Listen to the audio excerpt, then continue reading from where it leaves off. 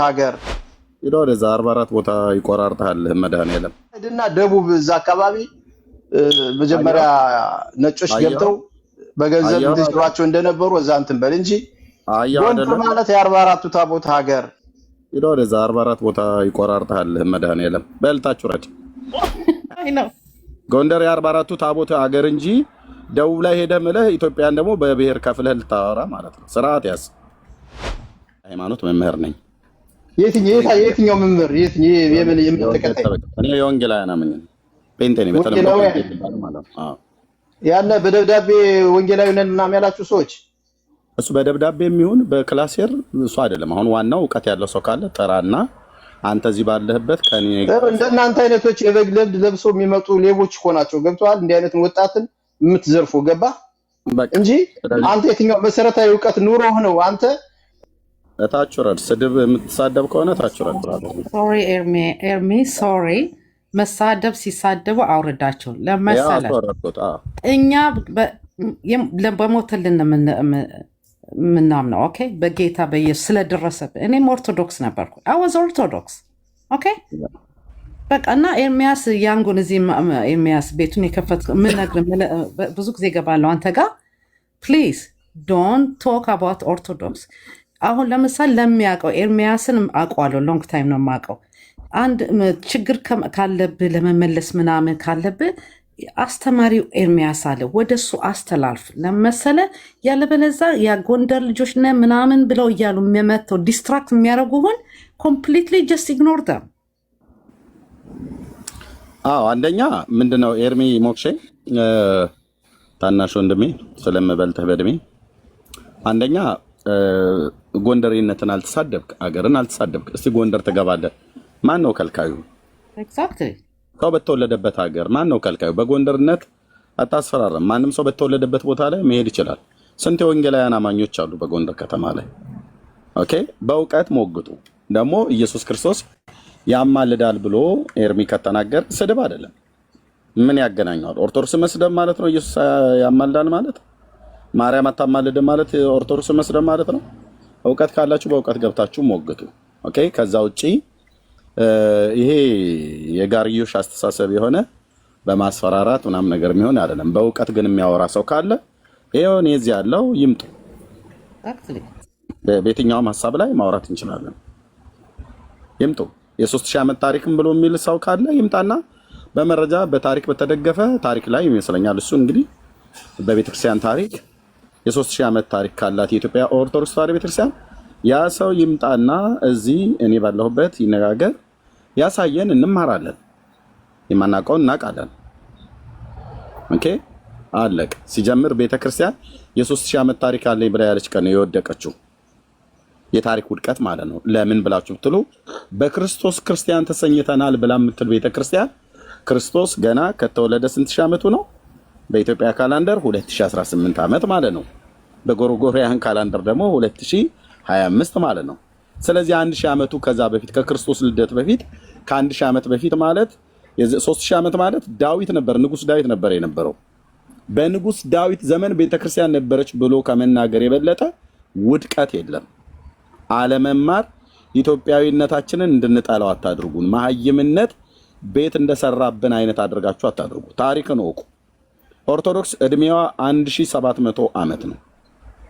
አለቅ። እስኪ ተሳስታል ብሎ የሚል ሰው ካለ ገብቶ በእውቀት ይሞግት። ኦኬ 1700 ዓመት በባለፈው ዝክረ ኒቂያ ላይ እኮ አከበረች። ከየት አምጥታችሁ ነው 1300 ዓመት ጨምራችሁ 3000 ዓመት ነው ብላችሁ የምትሉት? እና ናግባ 21 ንግስተ ሳባ ብሎ የሚል ሰው ካለ የሶሎሞን ዳይናስቲን የንግስተ ሳባ ኩዊን ኦፍ ሼባ ኢትዮጵያዊ ነች ብሎ የሚል ካለ ታሪክ ተመራምሬ ያላገላብጫለሁ ብሎ የሚል ካለ ይምጣ። ናግባ አውቃታለሁ ንግስተ ሳባን 21 ናግባ። በጨዋነት ብታወሩ ሰዎች መምጣት ትችላላችሁ።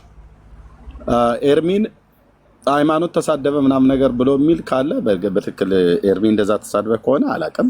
እኔ እስከማውቀው ግን ኤርሚ ነገርኳቸው። በጣም ብዙ ሰው ድንጋይ ለመወርወርና ለመሳደብ ወይም ደግሞ በቃ ለመናገር ይቸኩላልኝ። ጀስት ግን እኔ ሊዮን አስተዋውቂያለሁ። ሊዮ መጥቶ ቪዲዮ ከፍተን ስለእመቤታችን ቅድስት ድንግል ማርያም እያወራን ነበረ። በዛ መካከል ላይ ግን አንደኛው ልጅ ሆን ብሎ ነገር ኮትኩቶ መቼም በቃ የወንድ ልጅ ስራ አይደለም የሰራው ስራ ማለት ነው። በቃ አሁን ይኸውልህ ሰውዬ ማን ነው ተናገር እውነቱን የምትባል ሰውዬ ድሮ ቤተክርስቲያን ላይ ሆናችሁ የበግ ለብሳችሁ ስትልመሰመሱ ነበር። አሁን እየተነቀላችሁ ወጣችሁ። አሁን ደግሞ እንደዚህ ህፃናትን ለማሳሳት የምትሉት ነገር አያዋጣችሁም። ገባ? ሁላችሁም ታውቃቸዋል። ምን አድርገን ያሳሳት ነው? እስቲ ኤርሚ አው እያየናችሁ መስሎኝ ገብቷል። ምን ብለን ነው ያሳሳት ነው እንዴ? ለምን ደግምልሃለሁኝ? ደግሞ ምን ችግር አለ? የተሳሳተበት ሌሎችም እንዳይሳሳቱበት እኛ ጀምረ ስለ ኢትዮጵያ ታሪክ፣ ስለ ኦርቶዶክስ ታሪክ፣ ስለ ቅድስት ድንግል ማርያም፣ ስለ ኢየሱስ ክርስቶስ እኮ ምን ብለን በሙሉ ሮንግ ነው። ገባ? አይደና ደቡብ እዛ አካባቢ መጀመሪያ ነጮች ገብተው በገንዘብ እንዲስሯቸው እንደነበሩ እዛ እንትን በል እንጂ ጎንደር ማለት የ44ቱ ታቦት ሀገር ይዶር እዛ 44 ቦታ ይቆራርጣል። መድኃኒዓለም በልታችሁ ረጭ 44 ቦታ ምናምን እና ሶ ዋት 44 ቦታ አይ ነው ጎንደር የ44ቱ ታቦት ሀገር እንጂ ደቡብ ላይ ሄደ ምለህ ኢትዮጵያን ደግሞ በብሔር ከፍለህ ልታወራ ማለት ነው። ስርዓት ያዝ። እታችሁ ረጭ ወሬ ነው። ደቡብም ሰሜኑም ምስራቁም ምዕራቡም ኢትዮጵያዊ ነው። ኦኬ 3000 ዓመት ያለ ልጅ ገብቶላል። 3000 ወይ የኔን ጥያቄ ልትመልስ ነበር የገባው ኤርሚ። አንዴ ልጠይቀው ወደ ስድብ ከመግባታችሁ በፊት ኤርሚ ነው ብሎኛል ስሜን አይደል? የእሱን የጓደኛህን ስም ጠይቀው።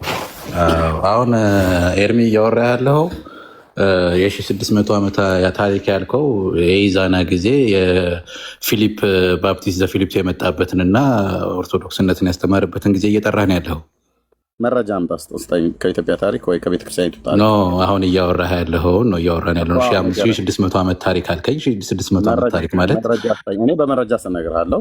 አንተ እሺ 1600 ዓመት ያልከው መቼ ነው? እሺ አሁን እኔ የመሰለኝ 1600 ማለት በኢዛና ጊዜ በአራተኛው ሴንቸሪ አድምጠኝ። የመሰለህን አታውራ። የመሰለህን እኔ ላይ ለጥፈ ማነው? ኦኬ የመሰለህን እኔ ላይ ለጥፈ ካበቃ በኋላ የመሰለኝ ምናምን ብለህ አትበለኝ። ቆይ አንዴ ተረጋጋና ንገረኝ። ወዳጄ አንተን መረጋጋት ያለብህ እንደገባህ የመሰለህን ተናገርክ። አንተም እኮ እንደመሰለ የ3000 ዓመት ታሪክ ስልህ እኮ ሌላ ተረት አወራ። ይሄንን የመሰለህን እኮ ነው ያወራ። የ3000 ዓመት ታሪክ ስልህ ሌላ ነገር አወራ። የታሪክ መጽሐፍ ካለ ወይ እየነገርኩሽ አውራሽ። አንተ 1600 ዓመት ያልከውን ንገረኝ። እኔ ከአክሱም ጊዜ ጀምሮ በቅርስ የተጻፈውን ነው እየነገርኩ ያለሁት። አንተ ደግሞ 1600 ዓመት ያልከውን አውራ። እሺ በአክሱም ዘመን በአክሱም ኪንግደም ማን ከየትኛው ንግስና ጀምሮ? ብሉይ ኪዳን ላይ የብሉይ ኪዳን ቃላቶች በቅርስ የተጻፉ የተቀረጹትን እየነገርኩ ነው። በፎቶ ከፈለክ እልክልሃለሁ። አክሱም ብለህ ብሉይ ኪዳን አትበል ብራዘር። አክሱም ኪንግደም ካነሳህ በየትኛው ዘመነ መንግስት በየትኛው ንጉስ ዘመነ መንግስት ላይ ነው? እሺ አሁን እዚህ ጋር መልስ ልትመልስልኝ አይደለም የገባሁና 1600 ያልክበትን ልነግርህ ነው። እንግዲህ ኢዛና ስልህ እምቢ ያልከኝ 1600 ያልከው ለምንድን ነው? ኢዛና ነው ራሱ አታውቀውም ብራዘር።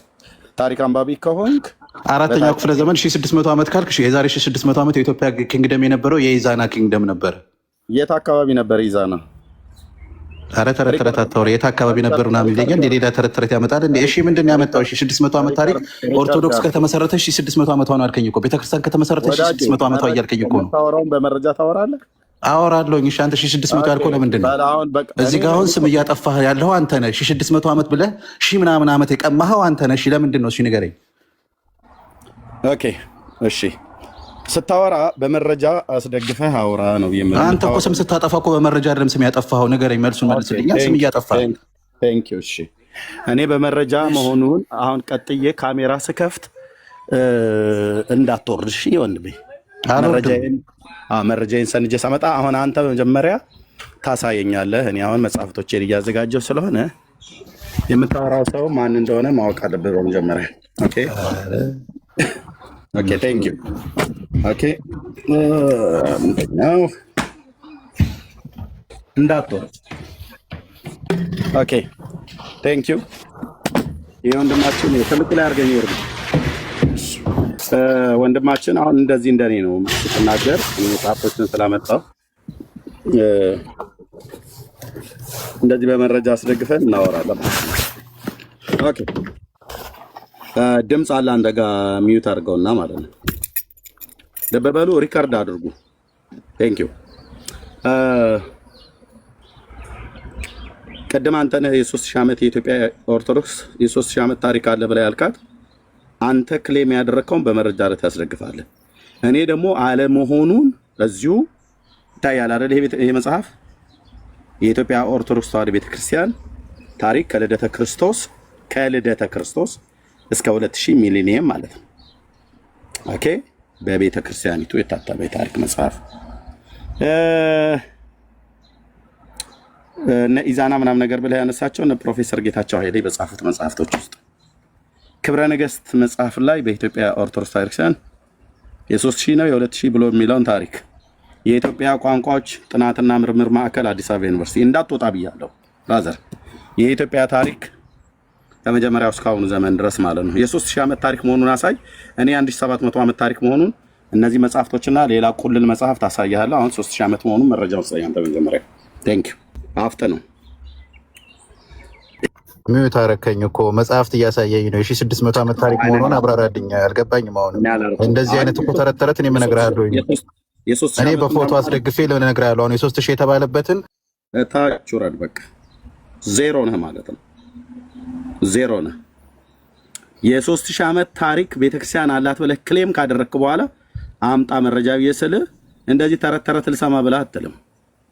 የት ዋልክበትና ብራዘር? ይሄ የኢትዮጵያ ታሪክ ነው። ኦኬ፣ የኢትዮጵያ ታሪክ ምሁራኑ የለፉበት ነው። የኢትዮጵያ ታሪክ ከጥንት ከመጀመሪያው እስከ አሁኑ ዘመን ድረስ ያለው ማለት ነው። ይነስርህ ነበረ ወንድሜ። ክብረ ነገሥት በኢትዮጵያ ቋንቋዎችና ጥናት ምርምር አዲስ አበባ ዩኒቨርሲቲ የተሰነደ ታሪክ ነው። የነ ፕሮፌሰር ጌታቸው ኃይሌ የኢትዮጵያ ኦርቶዶክስ ተዋሕዶ ቤተክርስቲያን የብፁዕ አቡነ ማነው የሰሜን የሸዋው አህጉረ ስብከት ሊቀ ጳጳስ ማናቸው አባ ጎርጎሪዮስ የእሳቸው መጽሐፍ አለ። በመረጃ ላይ አወሩ ውስጥ ስትመጡ እንዲህ ቁና እየተነፈስክ ያልሆነ ነገር መናገር አይደለም። ተረት ትላለህ። መጽሐፍቶቹ ራሱ አታውቃቸው። ብታውቃቸውም አላነበብካቸውም። ማንበብ ይጠይቃል ብራዘር። ካነበብክ በመረጃ ላይ የተደገፈ ነገር አውሩ። ኦኬ፣ ካነበብክ የ3000 ዓመት ታሪክ አላት ብሎ የሚል ኦርቶዶክስ የ3000 ዓመት ታሪክ አላት ብሎ የሚል ሰው ካለ ወንዱን፣ ሴት፣ ሽማግሌውን፣ አሮጊት ሲጀምር ቀጣፊ ነው፣ ውሸታም ነው።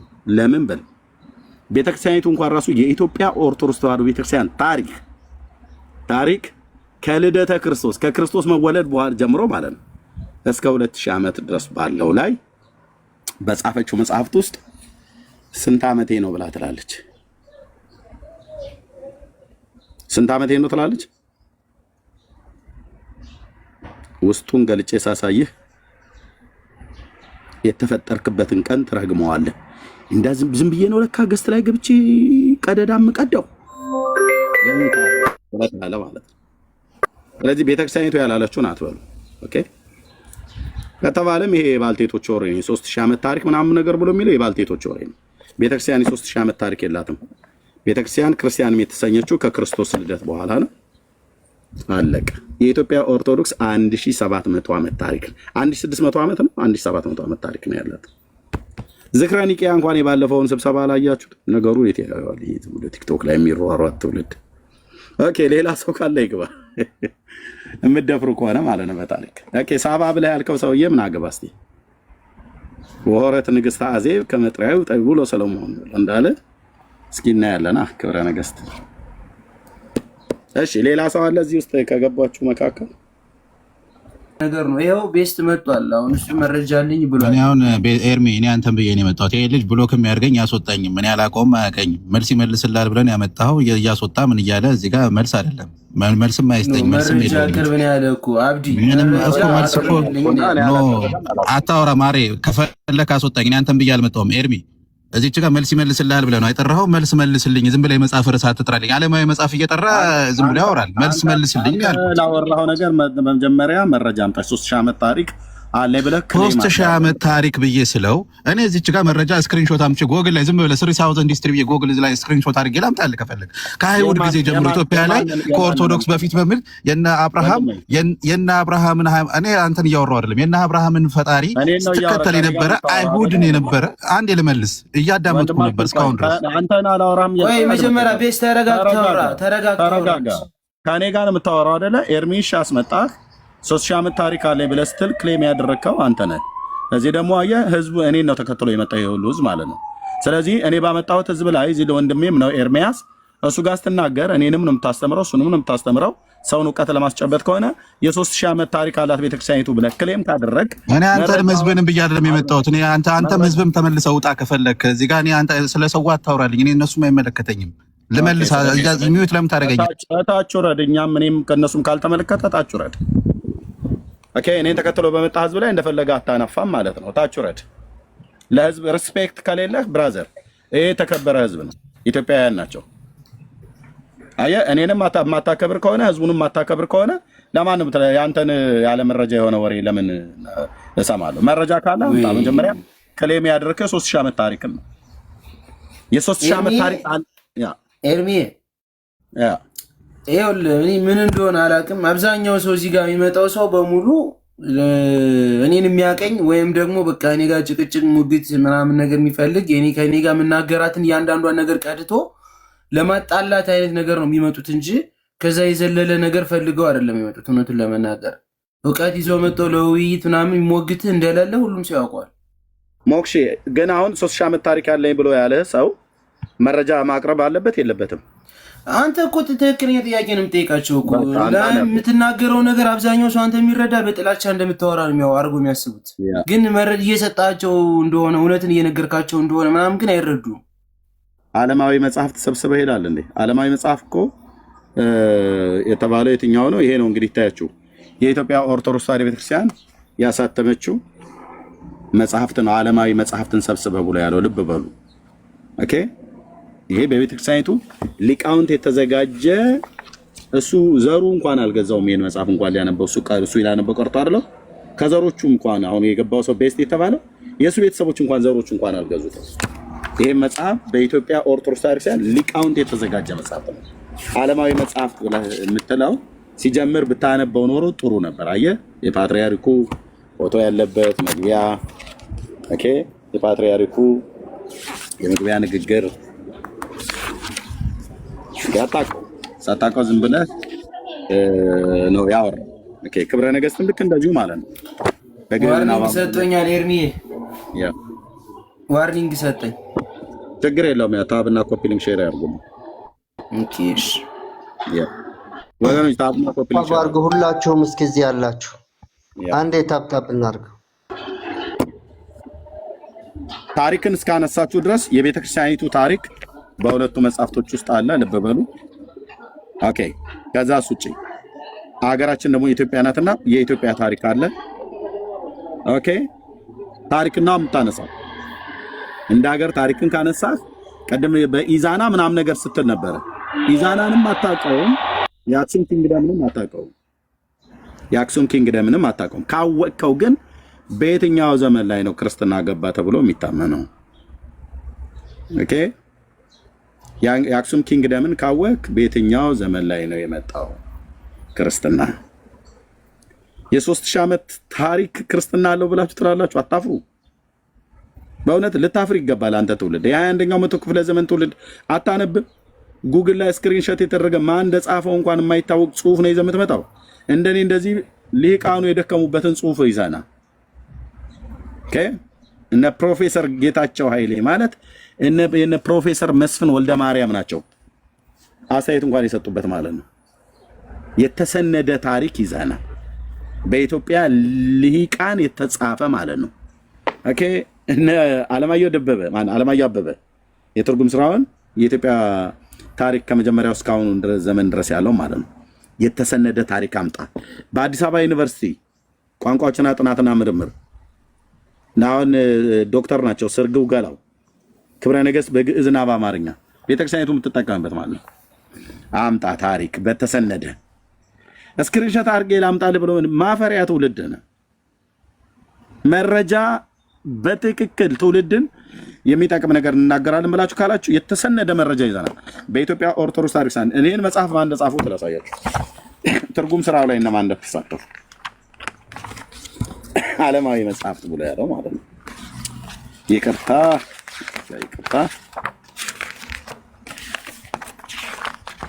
በዚህ ትርጉም ስራ ላይ እነማን እንደተሳተፉ ላሳያችሁ። ኦኬ የቅዱሳት መጽሐፍ ትርጉም ታሪክ ኦኬ በኢትዮጵያ ማለት ነው በዶክተር ምክረ ስላሴ ገብረ አማኑኤል የመጽሐፉ አዘጋጆች ማለት ነው። ልብ በል እኚህ ሰውዬ በጣም ትልቅ ሰው ናቸው በኦርቶዶክስ ቤተክርስቲያን ውስጥ። የቅዱሳት መጽሐፍት አንድምታና ትርጓሜ በኢትዮጵያ ኦርቶዶክስ ተዋሕዶ ቤተክርስቲያን መጋቤ ብሉይ ሰይፈ ስላሴ ዮሐንስ የሊቃውንት ጉባኤ ሰብሳቢም ነበሩ ይመስለኛል እኚህ ሰው። እነዚህ በጣም ቶፕ የሆኑ ሰዎች ናቸው ማለት ነው። ዓለማዊ መጽሐፍ ሰብስበው ይላል። አንተ ማን እንደጻፈው የማይታወቅ ስክሪንሾት ይዘህ መጣ ማለት ነው። የኢትዮጵያ ኦርቶዶክስ ተዋሕዶ ቤተክርስቲያን ቅዱሳን ታሪክ በሊቀ ካህናት ብርሃኑ ገብረ አማኑኤል የመጽሐፉ አዘጋጅ ማለት ነው።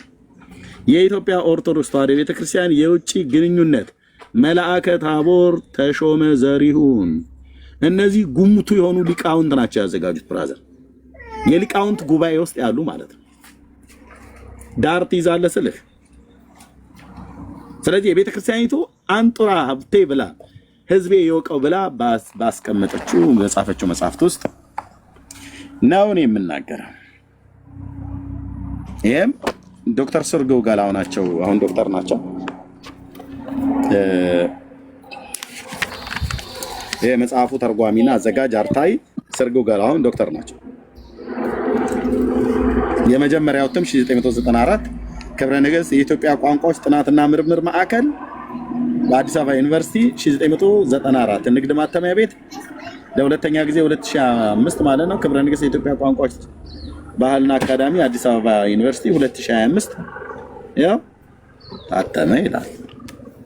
ይሄ በዩኒቨርሲቲው ተቀባይነት ያለ ማለት ነው። በአገራችን ደረጃ ማለት ነው የቋንቋና ጥናቶች ምርምር ማዕከል ማለት ነው አዲስ አበባ ዩኒቨርሲቲ ማለት ነው። የኢትዮጵያ ኦርቶዶክስ አዲስ አበባ ዩኒቨርሲቲ በሁለት ግለሰቦች ደግሞ ታዋቂ በሆኑ በፕሮፌሰር ጌታቸው ኃይሌ እና ደግሞ በአለማየሁ ደበበ የኢትዮጵያ ታሪክ በመረጃ እፊቴ አትቆሙም። 4 ነጥብ ላናድዳለ አንዴ መናገር እችላለሁ። ቆይ አንዴ ፕሊዝ። በመረጃ መሬት ይከዳሃል ማለት ነው። ኦኬ መረጃ ከሌለህ መሬት ይከዳል። መረጃ ካለ ህዝብ ፊት ታወራለህ። እኔ አሁን እንደዚህ ካሜራ ከፍቼ የሚያወራ ሰው ካለ የቱ ጋር ነው በኢትዮጵያ ታሪክ ነገስታት እንትን ኢዛና ስትላል ነበር እንዴ? ቅድም ይሄ ገባው ሰውዬ ኢዛና እንትና ማን ነው አብርሃ አጽብሃ ምናምን ነገር ብለህ የአክሱም ኪንግደምን ካነሳህ በየትኛው ዘመን ነው ክርስትና ወደ ምድሪቱ ገባ የተባለ? ቤተክርስቲያን ታሪክ አላት። ኦኬ ቤተክርስቲያን ታሪክ አላት። የ3000 ዓመት ታሪክ ግን ያላት ቤተክርስቲያን እዚህ ምድር ላይ የለችም። የኢትዮጵያ ኦርቶዶክስ ተዋሕዶ ቤተክርስቲያን የ3000 ዓመት ታሪክ አለን እያሉ ዝም ብለው መናንያኑና ገዳማውያኑ የተባሉ ባህታውያኑ ዝም ብለው የዋሹት የባልቴት ወሬ ነው። ለምን በሉ ይሄንን ማንም ሰው ለማወቅ ቢፈልግ በታሪክ ላይ የተደገፈ መረጃ በመጽሐፍ ቅዱሳዊ የተደገፈ መረጃ ማቅረብ እችላለሁ አሁን ማለት ነው። ክርስቶስ መቼ ነው የተወለደው? የዛሬ 3000 ዓመት ነው ወይስ የዛሬ 2000 ዓመት? ክርስቶስ የዛሬ 2000 ዓመት ነው የተወለደው ማለት ነው።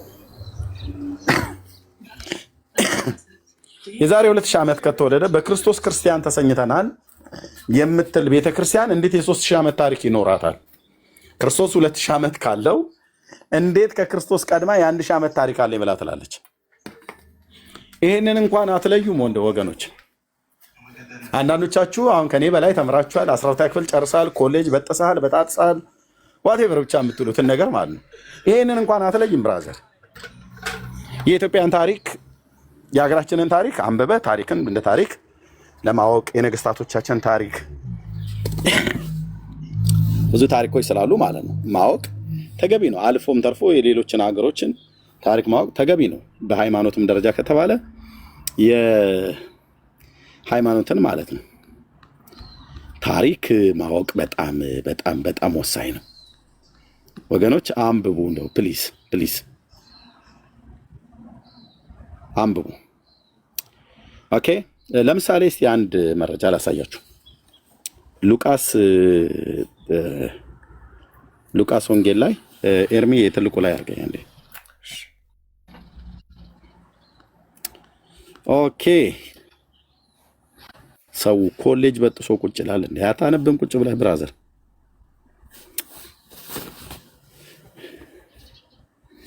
ኦኬ ልብ በሉ መጽሐፍ ቅዱስ ምን እንደሚል። በዚያንም ወራት ዓለም ሁሉ እንዲጻፍ ከአውጉስጦስ ቄሳር ትእዛዝ ወጣች። ሉቃስ ወንጌል መጽሐፍ ምዕራፍ 1 ላይ በዚያንም ወራት ዓለም ሁሉ እንዲጻፍ ከአውጉስጦስ ቄሳር ትእዛዝ ወጣች። ቀሬኔዎስ በሶሪያ አገረ ገዢ በነበረ ጊዜ ይህ የመጀመሪያ ጽሕፈት ሆነ። ሁሉም እያንዳንዱ ይጻፍ ዘንድ ወደ ከተማው ሄደ አለ። በኋላ እዚህ ጋር የሚናገረው ክፍል ላይ እዩት። ዮሴፍ ደግሞ ከዳዊት ቤትና ወገን ስለነበረ ከገሊላ ከናዝሬት ከተማ ተነስቶ ቤተልሔም ወደምትባል ወደ ዳዊት ከተማ ወደ ይሁዳ ጸንሳ ከነበረችው ከጮኛው ከማርያም ጋር ይጻፍ ዘንድ ወጣ። በዛም ሳሉ የመውለጃዋ ወራት ደረሰ ይላል። ጌታ በዛ ተወለደ ማለት ነው። ያው እዛ ጌታ ተወለደ፣ የበኩር ልጇንም ወለደች፣ በመጠቅለያም ጠቀለለችው፣ በእንግዶችም ስፍራ ማደሪያ ስፍራ ስላልነበራቸው በግርግም አስተኛችው ይላል። መቼ ነው ዘመኑ?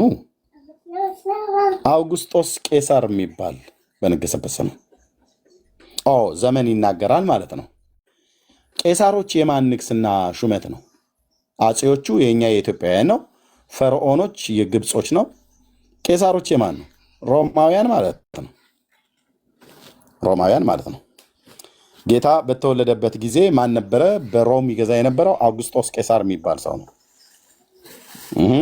ጌታ በተጠመቀበት ጊዜ ማን ነበረ ይገዛ የነበረው? ጢባሪዮስ ቄሳር በነገሰ በ15ኛው ዓመት ጴንጤናው ጲላጦስ በይሁዳ ሲገዛ፣ ሄሮድስ በገሊላ የአራተኛ ክፍል ገዢ፣ ወንድሙ ፊልጶስ በኢንጥሪያኖስ በጥራኮዲኖስ ሀገር የአራተኛ ክፍል ገዢ፣ ሊሳኒዮስም በሳቢላኒስ የአራተኛ ክፍል ገዢ ሆነው ሳሉ፣ ሐናና ቀያፋም ሊቀ ካህናት ሳሉ የእግዚአብሔር ቃል ወደ ዘካርያስ ልጅ ወደ ምድረ በዳ መጣ ይላል። እና ያው በምድረ በዳ መንገድን አዘጋጁ ብሎ አለ። ከዛ በዮሐንስ እጅ ሊጠመቅ መጡ። ወደ ዮርዳኖስ ጌታ መጣ፣ በዮሐንስ እጅ ተጠመቀ ማለት ነው። ይሄ ምዕራፍ 2 ላይ ጌታ የተወለደበት፣ ምዕራፍ 3 ላይ የተወለደ የተጠመቀበትን ጊዜ በአውጉስጦስ ቄሳር ዘመን ተወለደ።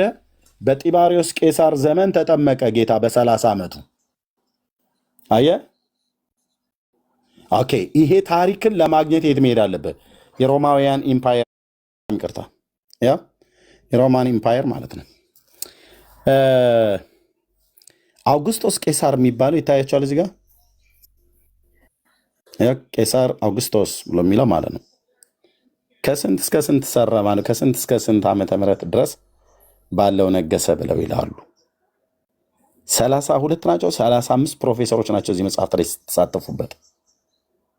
ሃርዱን መጽሐፍ ታምጥቼ በሌላ ቀን አሳያቸዋለሁ። ያው 27 ቢሲ ማለት ነው ቅድመ ልደተ ክርስቶስ እስከ 14 ድረስ ባለው ላይ ነገሰ ብለው ይላሉ ማለት ነው። አውጉስጦስ ቄሳር መቼ ነው የነገሰው? ጢባሪዮስ ደግሞ የዚህ ጢባሪዮስ ይላል ከመቼ ጊዜ ጀምሮ ነው የነገሰው ብሎ የሚለውን ይህንን የሉቃስ ወንጌልን መጽሐፍ ምዕራፍ 2 እና ምዕራፍ 3ን ስታነብ ጌታ የተወለደበት መቼ ነው?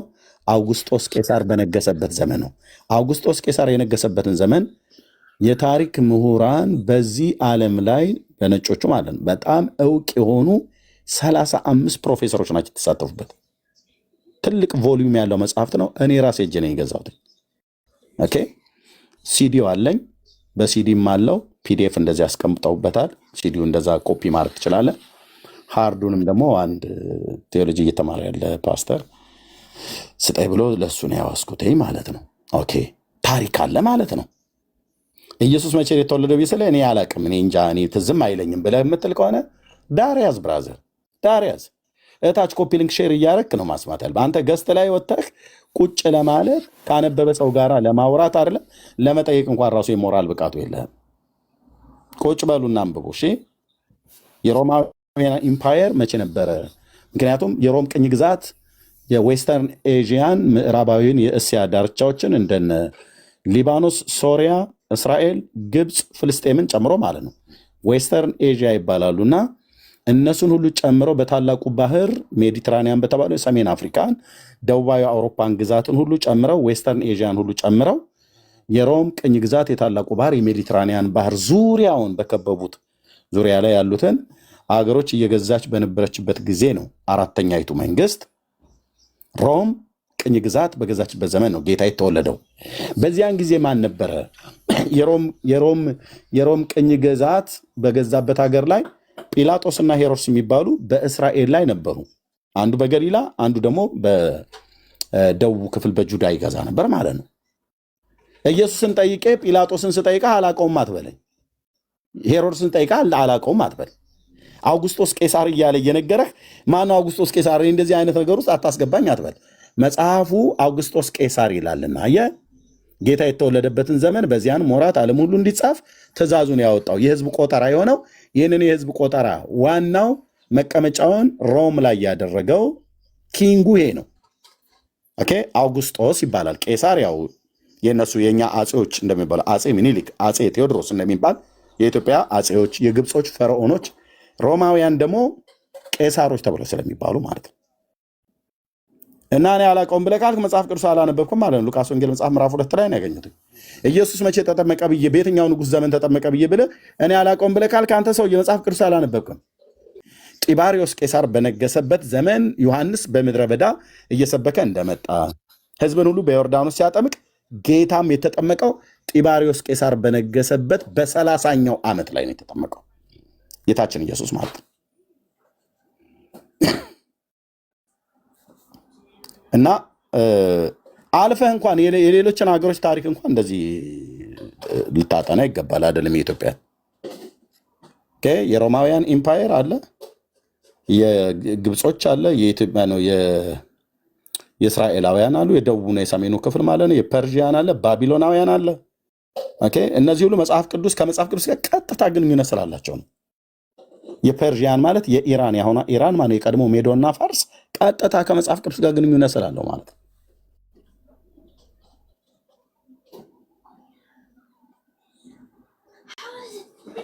ኦኬ እና ፕሊዝ ይህንን መጽሐፍ ሳመጣብህ ዝም ብዬ አይደለም ያመጣሁብህ። የኢትዮጵያ ኦርቶዶክስ የ3000 ዓመት ታሪክ አለኝ ብላ አላለችም። ካለችም ዋሽታለች። ለምን 3000 ዓመት ማለት የዛሬ 3000 ዓመት ማለት ንጉሥ ዳዊት እንጂ የነበረው ቤተክርስቲያን አልነበረችም። ክርስቶስ አልነበረም። ክርስቶስ ባልነበረበት በስጋ ባልተወለደበት ከ1000 ዓመት በፊት ነበርኩ ብላ የምትል ቤተክርስቲያን ይሄ ነጭ ውሸት ነው የሚባለው። ነጭ ውሸት መቼም ነጭ የሚባል ከሆነ ማለት ነው።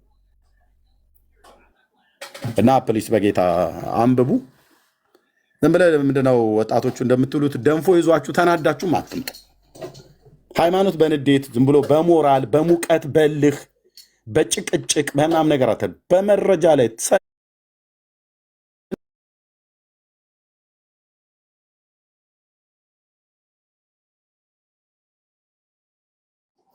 ኦኬ የታሪክ መጽሐፍ አለ አመጣለሁ።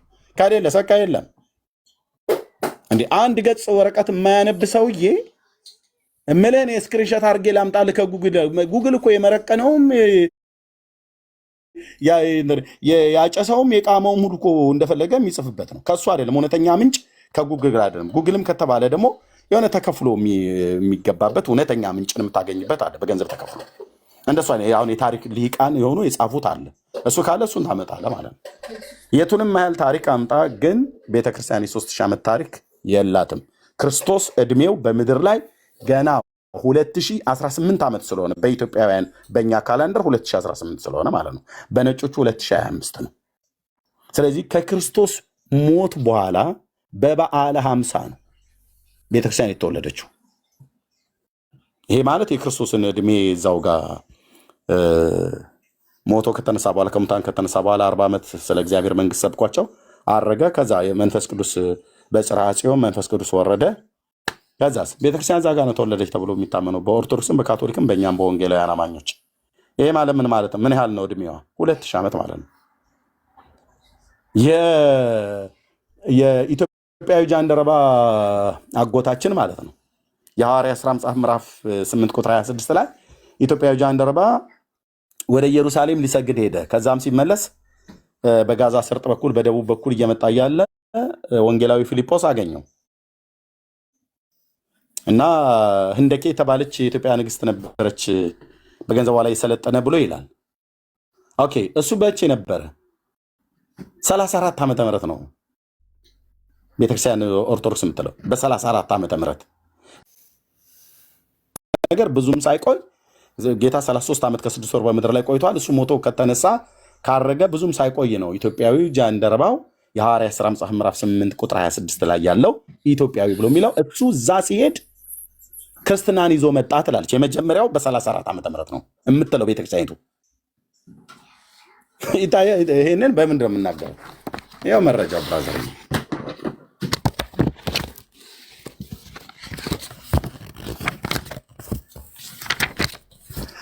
ኦኬ ያው አክሱም ይላል ቤተክርስቲያኒቱ ጽፍ እዚህ ሊቃውንቱ ሲጽፉ ገጽ 12 ላይ አክሱም ከአንደኛው እስከ አራተኛው መቶ ክፍለ ዘመን ብሎ ካለ በኋላ የክርስትና እምነት ለመጀመሪያ ጊዜ ወደ አክሱም የገባው ወደ ኢትዮጵያ ማለት ነው በጽዋ ለህንደኬ የመጀመሪያው ቁጥር አማነው ጥቁር አፍሪካዊ ክርስቲያን አማካኝነት ነው። ህንደኬ የተባለችዋ በዚያ ዘመን በገንዘቧ ላይ ሰለጠነ ነበረ ተብሎ ስለሚታመን ማለት ነው። ህጽዋ ለህንደኬ በትውልዱ አክሱማዊ የሆነ የኢትዮጵያ ቤተክርስቲያን ታሪክ መሰረት ነው። የኢትዮጵያ ክርስትና እምነት የተቀበለችው በመጀመሪያው ምዕተ ዓመት በ34 ዓመተ ምህረት በወንጌላዊ ቅዱስ ፊልጶስ በመንፈስ ቅዱስ ተመርቶ የኢትዮጵያ ንግስት የህንደኬን ጃንደረባ ስለ ክርስቶስ አስተምሮና አሳምኖ ባጠመቀው ጊዜ የኢትዮጵያ ንግስት ከፍተኛ ባለስልጣን የነበረው ይህ ሰው በመጽሐፍ ቅዱስ ውስጥ ህጽው ወይንም ጃንደረባ ተብሎ ይጠራ እንደነበረ ይታወቃል ይላል። የሐዋርያት ሥራ መጽሐፍ ምዕራፍ 8 ቁጥር 26 ላይ ማለት ነው ታሪኩ ያለው። በ34 ዓመተ ምህረት ከሆነ ጌታ በሞተ ከዓመት በኋላ እንደማለት ነው። ሞቶ ከተነሳ ካረገ እንደውም ከ6 ወር በኋላ ማለት ነው። በ33 ዓመት ከ6 ወር ነው ወደ ሰማይ ያረገ ተብሎ የሚታመነው ከ6 ወር በኋላ ማለት ነው። ኢትዮጵያዊ ጃንደረባ ኢየሩሳሌም ሄዶ ሲሰግድ ይህንን ታላቅ የእግዚአብሔር ሰው ወንጌላዊ ፊልጶስን አገኘው በጋዛ ሰርጥ በኩል ሲመጣ የነቢዩ ኢሳያስን መጽሐፍት እያነበበ ማለት ነው። ያኔ ነው ክርስትና በመጀመሪያ በ34 ዓመት ገባ የምትል ቤተክርስቲያን ኦርቶዶክስ ከየት አምጥታችሁ ነው የ3000 ዓመት ታሪክ ብላችሁ የምትሉት? 34 ዓመተ ምህረት እኮ ማለት ጌታችን ሞት እንድል አድርጎ ተነስቶ ወደ ሰማያት ባረገ ከ6 ወር በኋላ ማለት እኮ ነው 34 የተባለው። 33 ዓመት ከ6 ወር መሬት ላይ እንደነበረ ሶስቱም አብያተ ክርስቲያናት ስለሚስማሙ ከየት አምጥታችሁ ነው 3000 ብላችሁ የምትሉት? ከየት ነው ኤክስትራ የሆነውን 1000 ዓመት ያመጣችሁት? ፕሊስ በክርስቶስ ታሪክ ወቁ።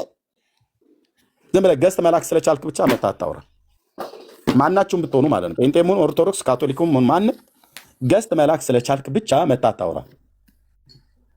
ኦኬ የኢትዮጵያ ታሪክን ዓለማዊ መጽሐፍት ቢሆንም እንኳን የነገስታቶችን ታሪክ የታመነ መጽሐፍት ስለሆነ ምን ይላል? ለምንድን ነው ያመጣሁትኝ? ምን ይላል? የክርስትናው መንግስት ወደ ኢትዮጵያ ገባ ተብሎ የሚባለው የአክሱም ኪንግደም አጀማመርን የክርስትና መግባት ይላል። አየህ ባዶ እጅን ስትንከወከው ጉግል ላይ ያገኘውን ስክሪንሾት ይዘህ መተህ ጊዜውን ሰጥቶ ከሚያነብሰው ጋር ዝም ብለህ ተሳድበህ ነው የምትወርደው። ያ ኦርቶዶክስነትንም ታሰድባለህ፣ ቤተሰብንም ታሰድባለህ፣ ራስንም ማለት በ34 ዓመተ ምህረት ማለት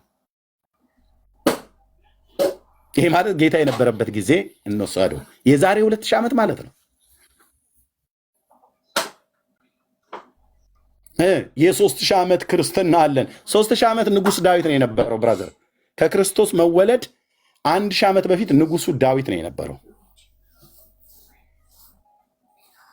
ከ1050 እስከ 97 ቅድመ ልደተ ክርስቶስ ቢፎር ክራይስት ማለት ነው። ንጉስ ዳዊት የዳዊት ኪንግደም ነበረ የነበረው በዚህ ፕላኔት ላይ። ያኔ ክርስትና የሚባል የለም። ጁዳይዝምና አህዛብ ይህን ብለምነው ሌሎች እንድትናገሩ እድል ስጥ። ቴንኪው ኤርሚ፣ ሌሎች ይናገሩ። በጣም ነው የማመሰግነው። ኤርሚ ሞክሼ በውስጥ እኮ የደወሉብኝ እኮ እየገባሁኝ እኮ በውስጥ እየገቡ እያስወጣን ስለሆነ በምን ጠይቀው ምናምን እያሉ ነው። መግባት ይችላሉ። እኔ ቅድም ሲሳደቡ ነው። አሁን እኮ በ3000 ዓመት ከታችኝ እየሰማሁኝ ነው። እና በ3000 ዓመት ያልንበት ምክንያት ኢየሱስ ክርስቶስ ከመጣ በኋላ ሲሆን ከዛ በፊት ንጉስ ሳባ ንግስት ሌኒ ምናምን ሂዳ ነበረ ይላል። ወደዛ ወደ ይምጣ ያውራ እና ረጋ ብለህ አውራ ብራዘር።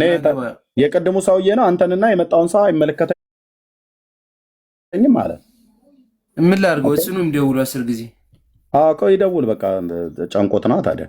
እዚህ እኔን ማክበር አለበት፣ እኔም እሱም ማክበር አለብኝ። እኔንም ተከትሎ የመጣውን ህዝብ ማክበር አለበት። ኦኬ እሱ ግድ ነው። እኔ የናኳቸው አይደለም። ቅድም 30 ሰዎች ሆናችሁ ነበር ሲሰሙ የነበሩት። ህዝቡን ስመጣ ነው የመጣው አይደል? ስለዚህ እዚህ ያለ ህዝብ ደግሞ እውቀትን ይፈልጋል፣ ማወቅን ይፈልጋል። ለዛ 30 ለሆነው ህዝብ ከቁጥር ማነስና መብዛት አይደለም፣ ህዝቡን ሪስፔክት ማድረግ አለብን። እኔ እዚህ የመጣውንም ህዝብ አይመለከተኝም፣ ከፈለክ ይዘህ ሂድ እኮ አለ። አንዳንድ ሰው እንደዚህ ይናገራል ምናምን ነገር። አይ ስርዓት መኖር አለበት፣ በስርዓት ያወራ። አንዳንድ ጊዜ ሰዎች አላዋቂነታቸውን በስድብ ለማጽናት ፈልጓል። የሚያውቅ ከሆነ መጥቶ ያወራ። ንግስተ ሳባ ላይ ሊያወራ የሚፈልግ ሰው ካለ ይምጣ። ግን እሱ እያለ ያለው ነገር ኤርሚ አሁንም እየላከልህ ነው የሚለው ነገር እሱ ያው በመስማት የተማረውን ነገር ነው መሰለኝ። ምናልባት በመስማት የተማረውን በመረጃ አስደግፎ ይንገር። መረጃ ለመጠየቅ እናንተ ይቅርታ በልና ገብተህ ጠይቅ ብራዘር። ጥያቄን ለእኔ እስከምትደውልልኝ ይኸው ፊት ለፊት አለ ኤርሜስ። መጠየቅ ብቻ ሳይሆን ከፈለገ መጠየቅ ይችላል። ግን መጠየቅ ብቻ ሳይሆን ደግሞ እኔም እጠይቀዋለሁ። ኖ እዚህ ጋር እኔ እኮ እያወራሁ ነበር። እኔ ቅድም እያወራን ድንገት አንተን አመጣ፣ የሀገር ሰው መጣ። እኔ እያወራሁ የነበረው ለጥቂት ሰዎች እያወራን ነበር። ለዛ መልስ ልመልስ ብለህ መጣህ። አንተ እያወራህ ያለኸው ሌላ ነገር ነው። እና እሱን አንዴ ልጠይቅሽ። 3000 ዓመት ያልኩበትን ላውራ አንዴ። 3000 ዓመት ያልኩበትን ምክንያት ነው። ባይዘው እኔ ኦርቶዶክስ አይደለሁም። እኔ ግን ኦርቶዶክስ አሁን የተነሳውን ርዕስ ላውራበት በጣም ኢንተረስትም ስለሆንኩኝ በቃ በጣም የምወደው ነገር ነው ምልህ ምከተል ስንት የተሳሳተ ታሪክ ነው። አንተ ግን በመረጃ አሳየህ። የኔ ይኸው መልስ የአንተን ግን ንገረን በመረጃ ነው። እኔ ሁሉም ጀነራል ስለምንማረውን ነገር በአፈ ታሪክም በለው በቃ እሱ እንዳለው በአፍም የተማርነው ጀነራል ኢትዮጵያ 99 ኢትዮጵያ ኖ ስለ ወንጌል አይደለም እያወራሁ ያለሁት። አሁን ማስረጃ ስትል እዚህ ተዘጋጅቼ አይደለም ወይ ሰርች አድርጌ እዚህ ጋር ነገር ነው ማመጣልህ እንጂ መጽሐፍ ላቀርብልህ አይደለም። በህይወቴ ስማር ወይ አንብቤው የሚሆን ምንም ይሁን የ30 ምናምን ዓመት ተሆነኝ ያነበብኩትም የተማርኩትም ሊሆን ይችላል። በወሬ የምናውቀው ስለ ሳባ ስለምናምን እየተባልን ተረትም እየተባልን ቢሆን የምናውቀውን ነገር ነው እያወራሁ ያለሁት። በቃ ስለዚህ እኔ የተሳሳተ ነው ብያለሁ። በአንተ ደግሞ ይሄ ነው የተሳሳተ ያልክበት ምክንያት አሁን ሶሪ እንደ ጥያቄ ነው አሁንም እያቀረብኩ ያለሁት እንደ ጥያቄ ነው እያቀረብኩ ያለሁት። ማስረጃ እያቀረብክ ስለሆነ እንደ ጥያቄ ማስረጃ እንድታቀርብልንና እንድንማርበት ነው አሁን እያልኩ ያለሁት። በስተት ነው ስትለኝ የንግስት ቆይ በቃ ቤስት ተረጋጋ እንጂ ቤስት። ኧረ በቃ አምላክ ቆይ እየጠበቅከው የተግባቦት ህግ አታውቅም እንደ ወንድማችን። ኦኬ ክርስቶስ ከመወለዱ በፊት ኢትዮጵያ መወለዱን ቀድማ ታስተምር ነበረ አለ። ጥያቄ ምልክት አስቀመጥኩ። ጥያቄ ስላለኝ ማለት ነው። እና መረጃ ብዬ ስለው አይ አንተ ታሪኩ ታምናለህ አታምንም ብሎ ሲል 100% የተሳሳተ መረጃ ነው አልኩት። ኦኬ ወይ ደግሞ በሱ ተረት ተረቱን ሊሆን ይችላል ብሎ ሲል ተረት ተረትም ብዬ ልጻፍልህ አልኩት።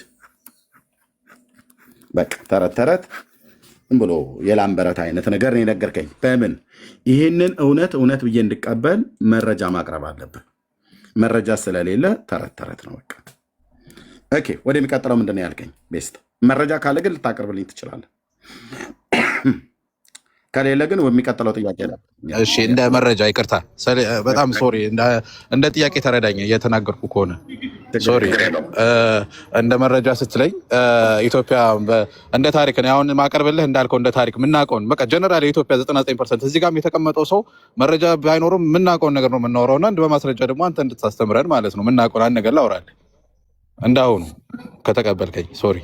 መረጃ የለም ግን የምታነሳው ነገር እኮ ማነሳው ነገር ኢትዮጵያ ያለው ለምሳሌ የአይሁድ እምነት ከክርስትና በፊት ኢትዮጵያ ውስጥ በፈላሻም ይሁን በምንም በለው የአይሁድ እምነት ተከታይ ህዝብ ነበር ኢትዮጵያ ውስጥ አይሁድ ማለት የክርስቶስን መምጣት እያስተማረ የነበረ ክርስቶስ ይመጣል እያለ የነበረ ስለ ሰለሞን የሚከተል የአብርሃምን ታሪክ የሚከተል አዳም ሔዋን የሚከተል የአይሁድ ህዝብ ነበር ኢትዮጵያ ውስጥ በአፈ ታሪክ የምናውቀው። ኢየሱስ ይመጣል እያለ የሚጠብቅ በተስፋ የሚጠብቅ የኢትዮጵያ ህዝብ ነበር። ይሄ ህዝብ የዛሬ 3000 ዓመትም ኢትዮጵያ ውስጥ ነበር። ክርስቶስ ኢትዮጵያ ውስጥ ይታወቅ ነበረ። ይሄ ህዝብ ግማሹ ተቀይሯል፣ ግማሹ አይሁድ እንዳልኩ አሁንም ዛሬም አይሁድነትን ተከትሎ ሊሄድ ይችላል። ግን ይሄ ነገር ኢትዮጵያ ውስጥ ይታወቅ ነበረ ነው እንደ አፈ ታሪክ። አንተ ሙሉ ለሙሉ ስተት ነው ስትለኝ እሱ እንድታስረዳኝ ነው። እሺ ኦኬ ሜት አርጋሽ ቴንክ ሜት አርጋ ወንድማችን ኦኬ ቴንክ ምን አለ አሁንም እንደገና ደግሞ ማለት ነው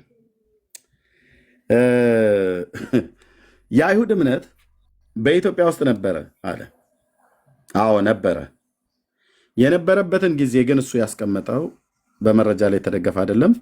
አይሁዳውያኖች ኢትዮጵያ ውስጥ አልነበሩም ብያለሁ። እኔ ነበሩ፣ ስለነበሩም ነው ወደ ሀገራቸው የተመለሱት ማለት ነው። መቼ መጡ? ታሪኩን የሚያውቀው ከሆነ እሱ ካነሳው ታሪኩ ላይ እናወራለን። ወይ ሌላ የሚያወራ ሰው ካለ በዚህ ላይ በደንብ አጥንቻለሁ አንብቤያለሁ ብሎ የሚል ሰው ካለ ይምጣና እናወራለን ከእሱም ጋር በተጨማሪ ማለት ነው። ወንድማችን ግን ምን አለ? መረጃ የለኝም ግን ዝም ብዬ ማንም ኢትዮጵያዊ የሚያውቀውን ልናገርበት አለ። ኦኬ ተናገር አልኩት። የአይሁድ እምነት ኢትዮጵያ ውስጥ ነበረ ካለ በኋላ ኢትዮጵያ ውስጥ የዛሬ 3000 ዓመት ነበር አለ። ማን? የአይሁድ እምነት ማለት ነው። የዛሬ ስንት ሺህ ዓመት? 3000 ዓመት ነበረ። ማን? የአይሁድ እምነት ማለት ነው። ከአይሁድ እምነት ጋር ታዲያ የኢትዮጵያ ኦርቶዶክስ ምን ግንኙነት አላት ከእምነት አኳያ ወንድማችን? ወይስ ከሀገራችን ከኢትዮጵያ አኳያ ነው የአይሁድን እምነት ያነሳው ኢትዮጵያ ውስጥ ስለነበሩ? ከጠየቀኝ ልመልስ ሚትራንሳ ችግር የለም። አሁን ካልከኝ አንጻር እያልኩ ያለሁት የአይሁድ እምነት ስልህ እንደ እምነት አይሁድን በለው እንጂ የነብዩ እነ ሙሴንም የነብዩ ሙሴን የቃላት 10ቱ ትእዛዛትን ተቀብሎ ሲኖር የነበረ ህዝብ ነበረ። ያንን ደግሞ ኢየሱስ ክርስቶስ መጥቷል ብሎ አምኖ ነው ዛሬ ቤተክርስቲያን ያቋቋመው። የዛ ሰዓት ላይ ኦርቶዶክስን ጃንደረባውን ተቀብሎ ኦርቶዶክስነትን ያቋቋመው ንጉሱም ቢሆን ሃይማኖቱን ኢየሱስ ክርስቶስ ይመጣል ብሎ ይጠበቅ ነበረ። ጃንደረባው መጥቶም ቢሆን በሲማር ኦርቶዶክስ ያለው ወንድሜ አረጋጋ አምላክ ማን ነው ንጉሱ? ጃንደረባው ማን ነው? የትኛው ንጉስ ነው ንጉሱ ብላ ያልከ? ንጉሱም ቢሆን ተቀበለው ምናምን ነገር ያልከው ማን ነው ንጉሱ? ሚዩቱን አንሳ። ኦኬ እኔ እኮ የዛ ሰዓት ላይ የዛሬ 1600 ዓመት ስትለኝ የኢዛናን ታሪክ ነው ያወራው። የመጀመሪያውን በኢዛናን ታሪክ ስለ አይሁድ እምነት እዚህ ጋር እየጠየቅኩ የዛሬ 3000 ዓመት ብሎ የሚለው መረጃም ጣልኝ ስለ ኢዛና መቼ ነው? ገና መረጃ ስጠኝ ነው ያልኩህ እኮ ነው። እኛኔማ እንዳልኩ በእውቀት በምናውቀው በአፍም የተማርነውን ነው እየነገርኩ ያለው። በቃ እስካሁን ድረስ በአፍ ነው በአፍ ብቻ። ይሄ ማን የምናውቀውን ነው። እና ስህተት ናችሁ ብለህ የምታስተምረን ከሆነ እንድታስተምረን ተረት ነው ወንድም። ተረት ነው የምታውቀው። ይሄኛውም አሁን ይሄ ስነግርህ ይኸው ዓለም እየሰማ ሪከርድ እየተደረገ ተረት ነው ተረት። ኤልሚ ግን አሁን ስትመልስልኝ ስትመልስልኝ ለእኔ ብቻ ሳይሆን ይሄን የምናውቅ ብዙ ሚሊዮን ህዝቦች እንዳሉ አንተ ታውቃለህ። ይሄንን ተቀብለን ለምን እኔ የኢትዮጵያ ህዝብ 130 ምናምን ነገር ሚሊዮን ሆነናል። እሱን አስተምረው ነው እያልኩ ያለሁት። እኔን ብቻ ሳይሆን ያም ህዝብ የሚቀበለው ነው ወዳጄ። 130 ሚሊዮን ህዝብ ኢትዮጵያውያን ይሄንን ውሸት ተቀብለው ኖረዋል። ይሄው እየተናገርኩ አንተ ሚዩት አድርገው። ቴንክ ዩ አንተ ሚዩት አድርገው። 130 ሚሊዮን ኢትዮጵያውያን ወገኖቻችን ይህንን ታሪክ ታምኑ ከሆነ ውሸት ስጠጡን የኖራችሁት ማለት ነው። እኔም ጭምር እኮ ይሄን ታሪክ አውቀዋለሁ እንደ አንድ ኢትዮጵያዊ ማለት ነው። ከምድሪቱ የተወለድኩኝ ቆንጅዬ ኢትዮጵያዊ ነኝ። ከለሬን አየኋል።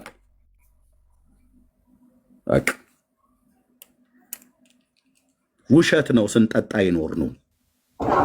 ወደ ማንበብ ሰው ሲመጣ ፕሊስ ጥያቄ ከሌላቸው አታስገቡ። ሰው ወደ ማንበብ ሲመጣ እውነቱን እያወቀ ይመጣል ማለት ነው። የዛሬ 3000 ዓመት አይሁዳውያን ኢትዮጵያ ውስጥ ነበሩ አሉ። ከበበሩ ውሸት። የዛሬ 3000 ዓመት ማለት ንጉሥ ዳዊት የነበረበት ዘመን ነው። ይሄ ዘመን ኦኬ፣ ንጉሥ ዳዊት የነበረበት ዘመን ነው። ልብ በሉ። ይሄ ማለት ከክርስቶስ ልደት 1000 ዓመት በፊት ነበረ ንጉሥ ዳዊት የነበረው። ይሄ ንጉሥ ዳዊት የነገሰበት ከ1050 ከ1050 ማለት ነው እስከ 97 ቅድመ ልደተ ክርስቶስ ነግሷል። በይሁዳ ነገስታት ታሪክ ውስጥ ተሳስተሃል ኤርሚያስ ብሎ የሚል ሰው ካለ ብቻ ይግባና ከኔ ጋር ጫወታው ሲደራ ታየዋለህ ማለት ነው። በተለይ ታሪክ አጥንተናል ወይ መጋቤ ብሉይ ነኝ ወይ ደግሞ ታሪክ ላይ እንትን የመመረቂያ ጽሑፌን ሰርቻለሁ ብሎ የሚልም ሰው ካለ በኢየሱስ ክርስቶስም እለምነዋለሁ ያ ሰው ይምጣ። ተሳስተሃል ኤርሚያስ ብሎ የሚል ሰው ካለ ወይኔ ወይ እሱ መሳሳታችንን ዓለም ያያል ማለት ነው። ቴንክ ዩ። ከ1050 እስከ 97 ቅድመ ልደተ ክርስቶስ ንጉሥ ዳዊት የነገሰበት ዘመን ነው። ማን ነው ሶሪ ከ1010 እስከ 1050 ማለት ነው። ከ1010 እስከ 1050 ንጉሥ ዳዊት የነገሰበት ነው። ይሄኛው ከ97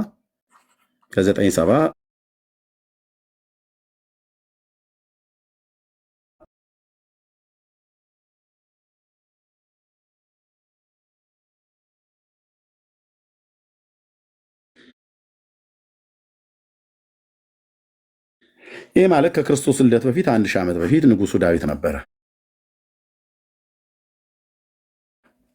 ንጉሱ ዳዊት በነበረበት ጊዜ በእስራኤል ላይ በነገሰበት ጊዜ ልብ በሉ ኢትዮጵያ ውስጥ ወንድማችን ባፈ ታሪክ የነገረን እኔም የማውቀው የነበረው ግን 130 ሚሊዮን ኢትዮጵያውያን ይሄንን ታሪክ ምናምን ከሆነ ውሸት ስንጠጣ እንደነበር ላሳየህ አሁን እዚህ ጋር ማለት ነው። በትንትኑን አውጥቼ ላሳየህ። ኦኬ የመጀመሪያው የእስራኤል ንጉስ ሳኦል ይባላል። መቼ ነበር የነገሰው? ንግስናውን የነገሰበትን ዘመን አሳያቸዋለሁ ማለት ነው። ንጉስ ዳዊት ሁለተኛው ማለት ነው እና ንጉሱ ሰለሞን።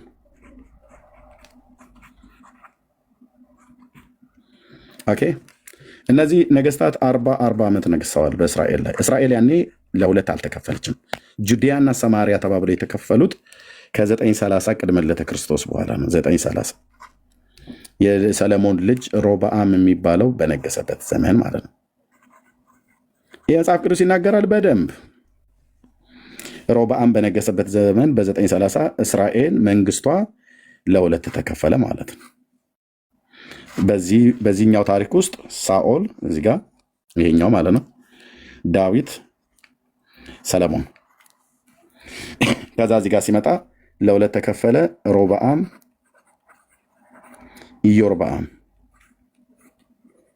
ሰሜኑ እስራኤል ተብሎ ለሁለት። ይሄኛው 10 ነገድ ይዞ ይሄኛው 2 ነገድ ይዞ ተከፈለ ማለት ነው። መቼ? 930 ቅድመ ልደተ ክርስቶስ ማለት ነው። ኦኬ የዳዊት መንግስት መቼ ነው የነበረው? እዚህ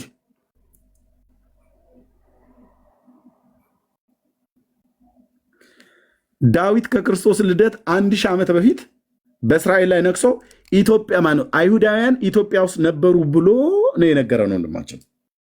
ኢትዮጵያ ውስጥ የሚደረግ እየተወራ ያለውን በአፈ ታሪክ እየተወራ ያለውን ተረት ማለት ነው። እኔ የምልህ ዳዊት ኃያል ንጉሥ ሆኖ በምድር ላይ በነገሰበት ዘመን ምን ያደርጉ ነበር ኢትዮጵያውያን? ለምንድን ነው የመጡት ኢትዮጵያ ውስጥ ቤተ እስራኤላውያን? በዳዊት ዘመን ምን ሊያደርጉ ነው የመጡት?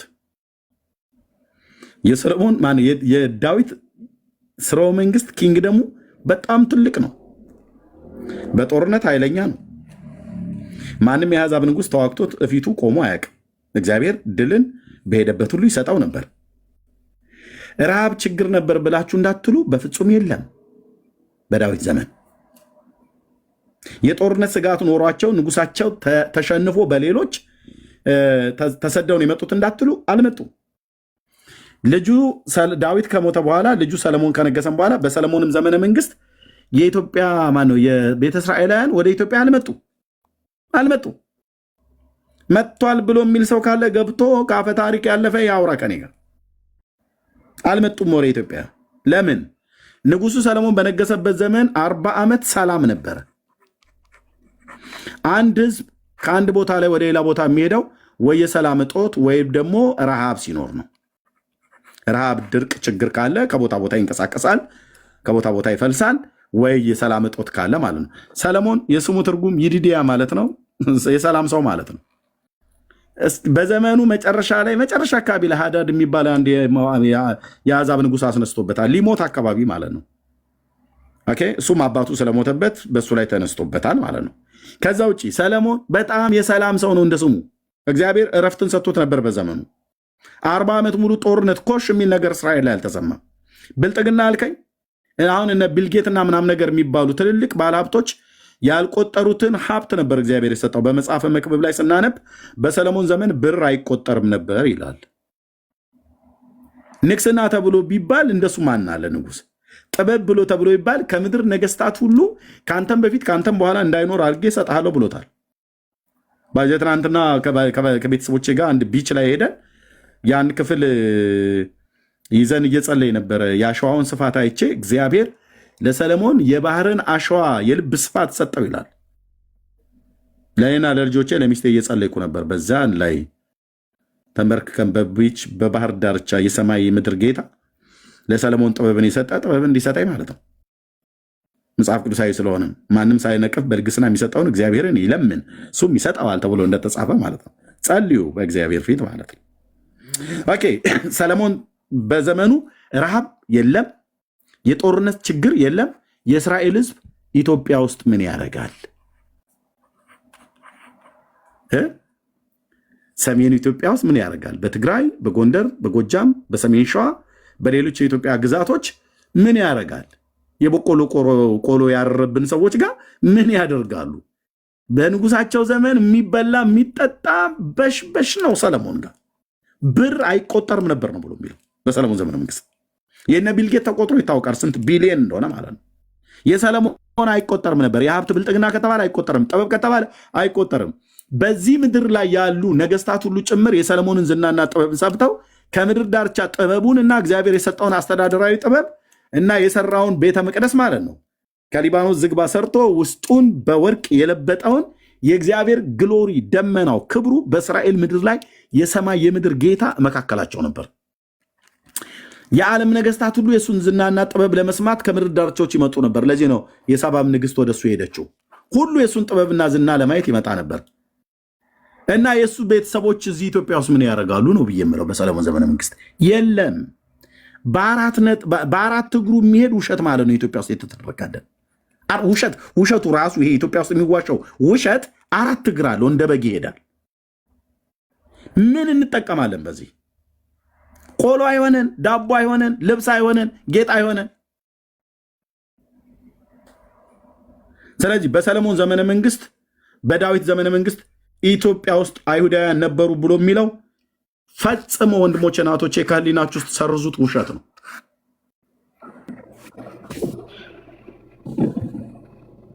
ለምን? ሁለቱ ነገስታት አባትና ልጅ በነገሱበት ዘመን የረሃብም የጦርነትም ስጋት አልነበረባቸውም። አባትየው ዳዊት ኃይለኛ ነው፣ በጦርነት ኃይለኛ። ጎልያድ እንኳን ፊቱ አልቆመም፣ እንኳን አይደለም ሌሎች የአሕዛብ መንግስታት። በሄደበት ቦታ ሁሉ ነበር ድል የሚያደርገው።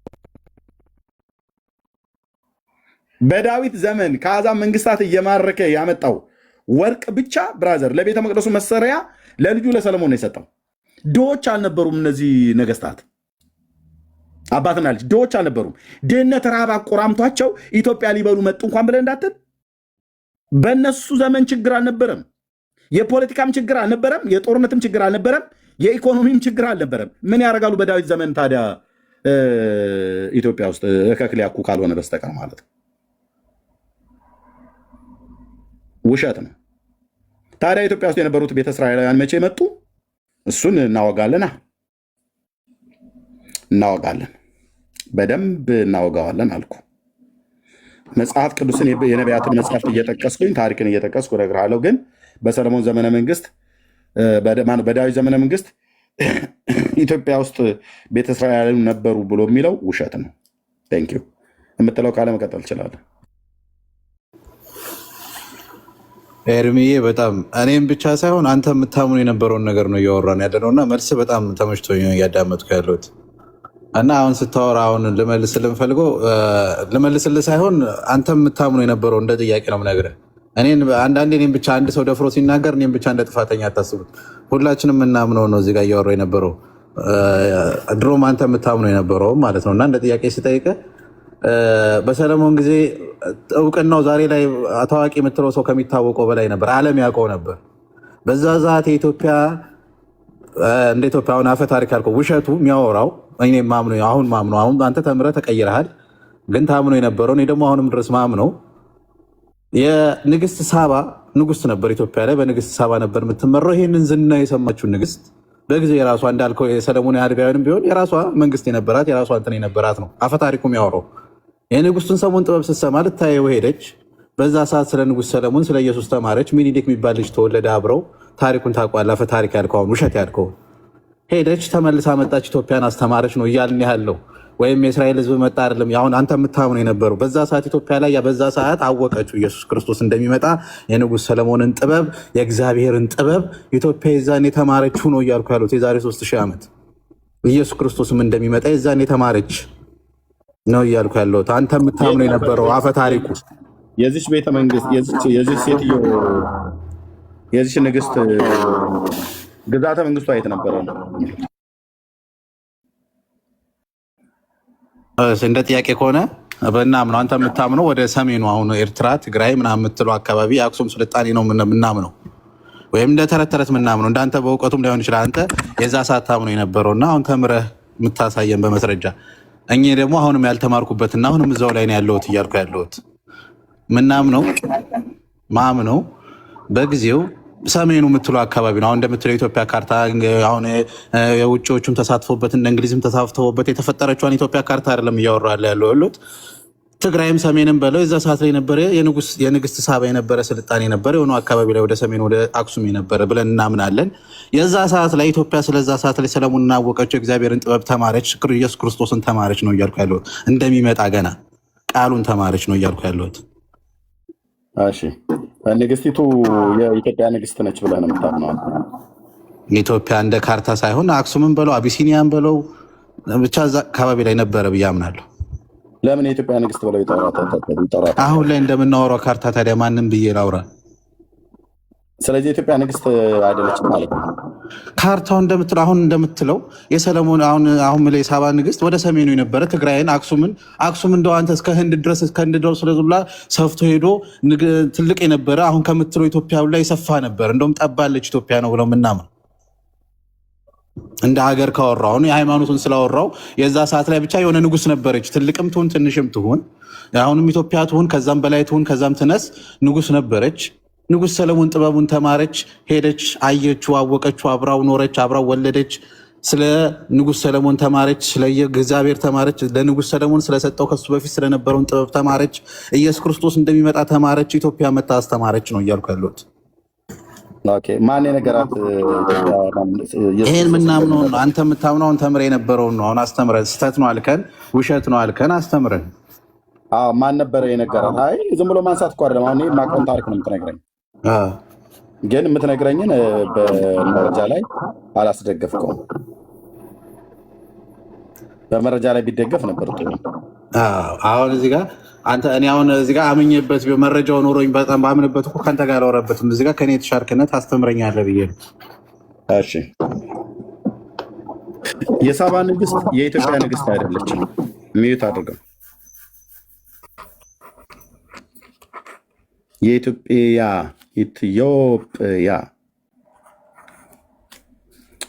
ንግስት አይደለችም፣ ፈጽሞ አይደለችም። ግን ሳባ ነበረች። ማን ነው የሴትዮዋ ስም? የሴትዮዋ ስም ያ ንግስት አሁን እያልክ ያለው አሁን አልነበረችም ነው ወይስ አካባቢው ልክ አይደለም ነው? ንግስቲቷ አልነበረችም ነው? ንግስት ሳባ ምትባል አልነበረችም? የሴትዮዋ ስም ነው አይደል? ሳባ። ንግስት ሳባ መረጃ አለህ?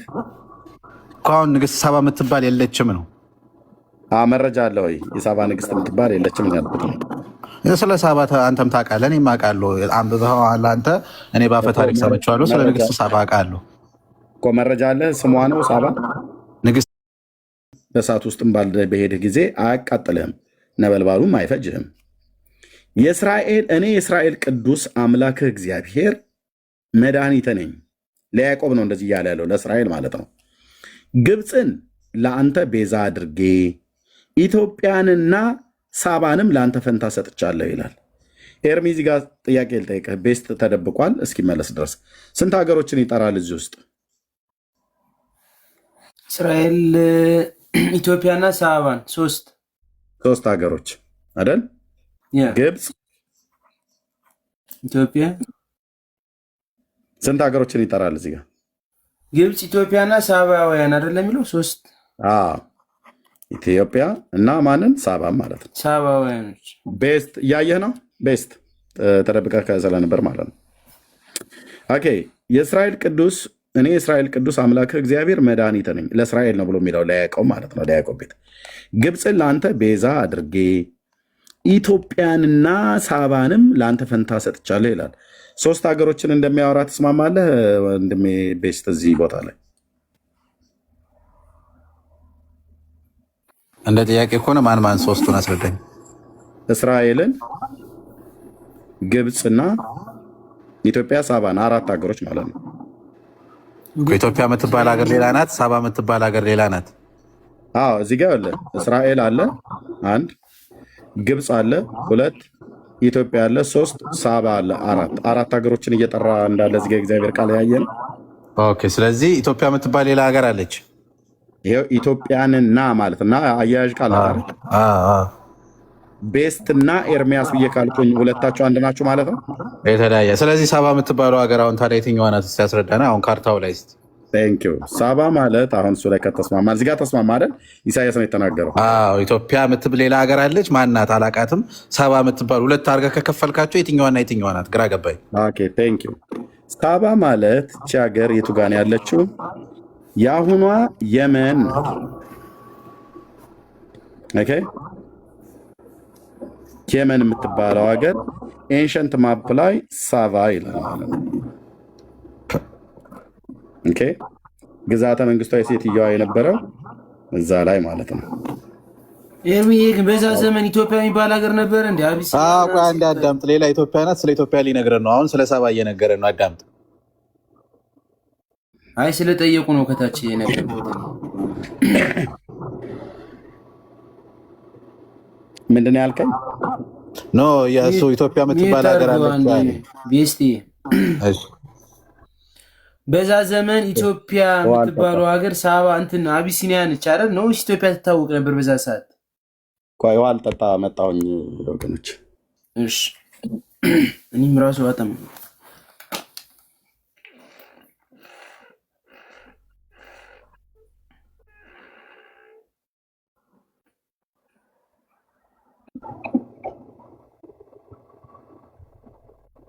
እኔ ኮመንት እያነበብኩ አይደለም። ሶሪ ኤርሚ።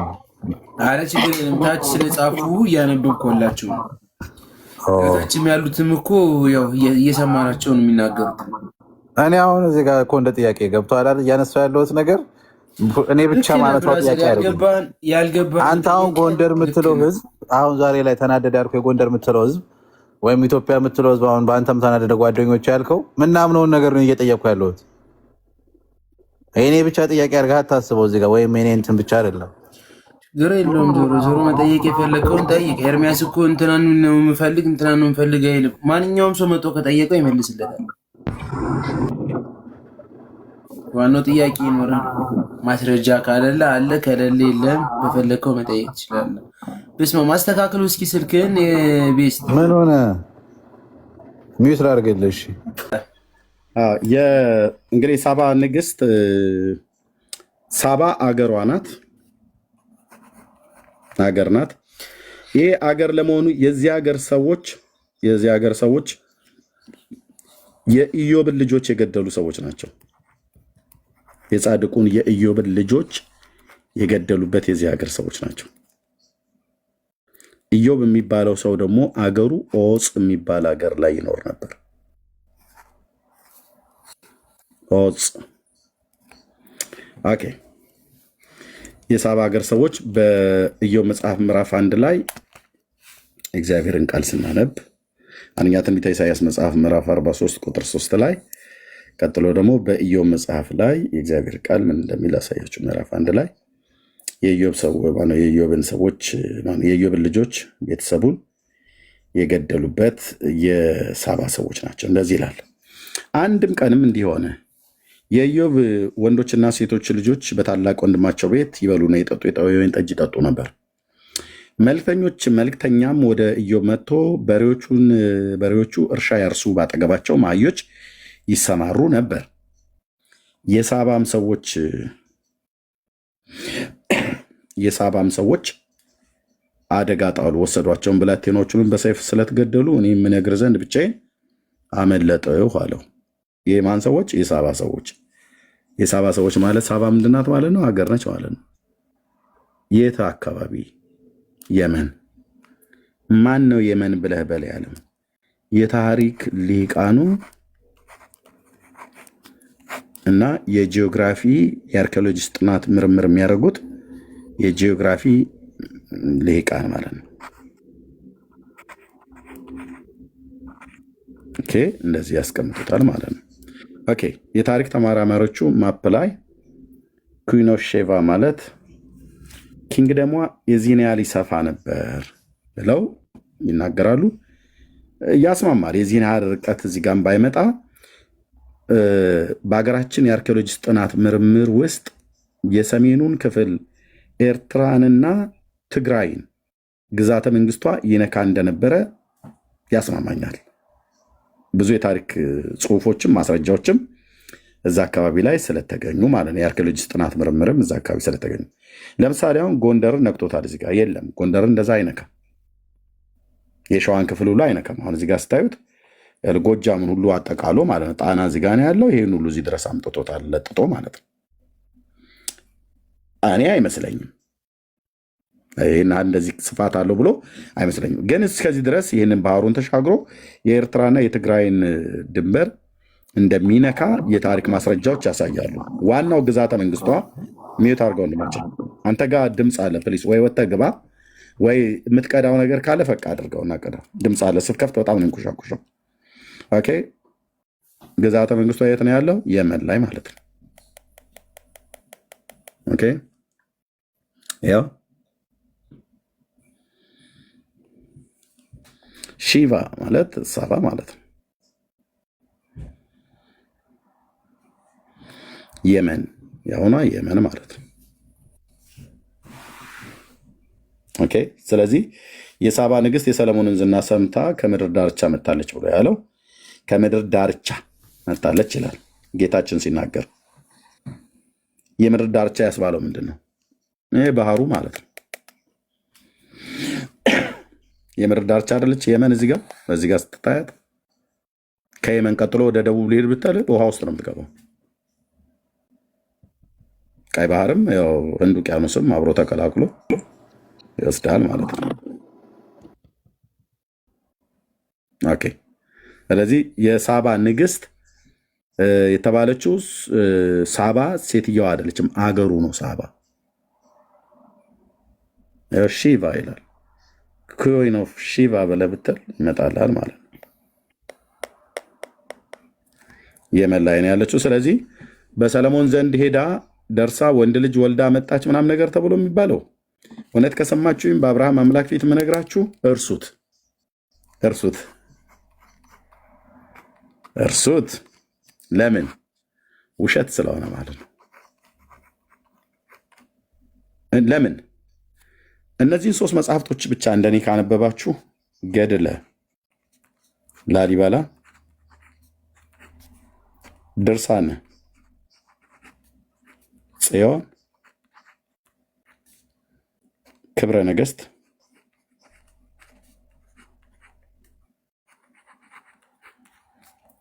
ገድለ ላሊበላና ድርሳነ ጽዮን እዛ ጋ አሉ።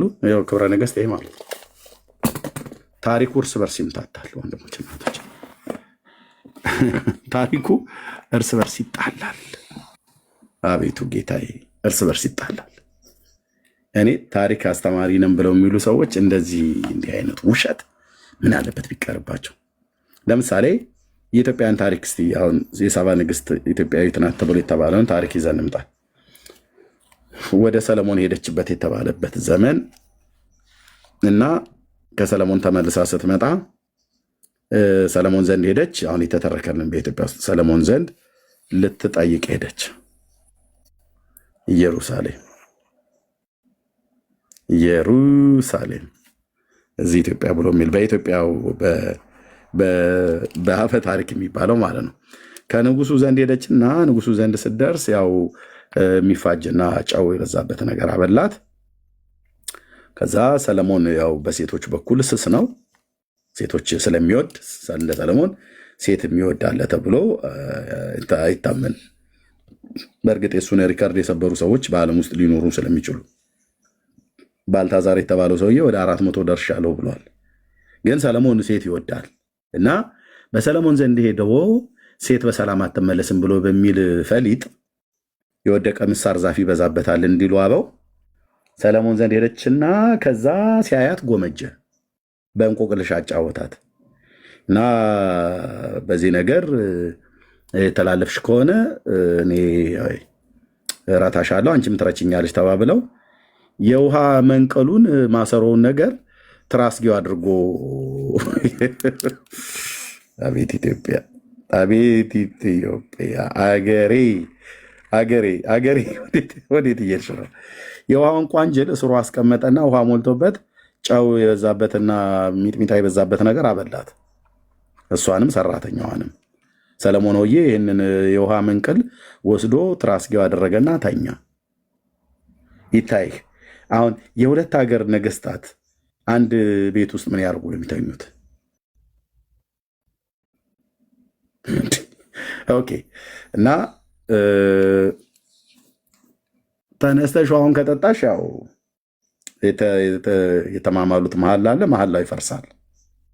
እና ሴቲቱ ሌሊቱን ሁሉ አንገበገባት፣ ጠማት።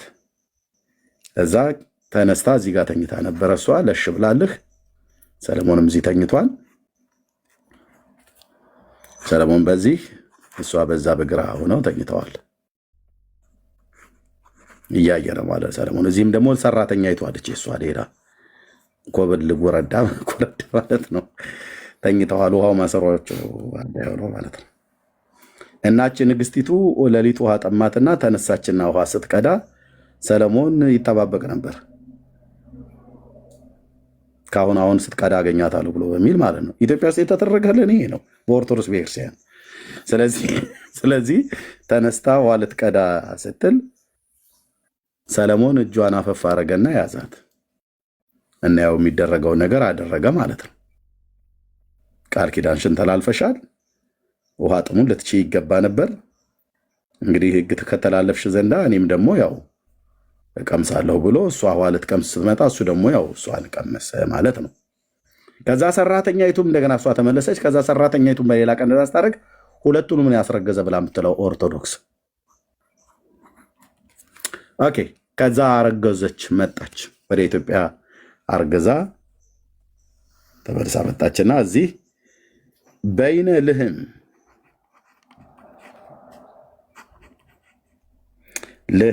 ወይ ደግሞ ቀዳማዊ ምኒልክ የተባለው ተወለደ።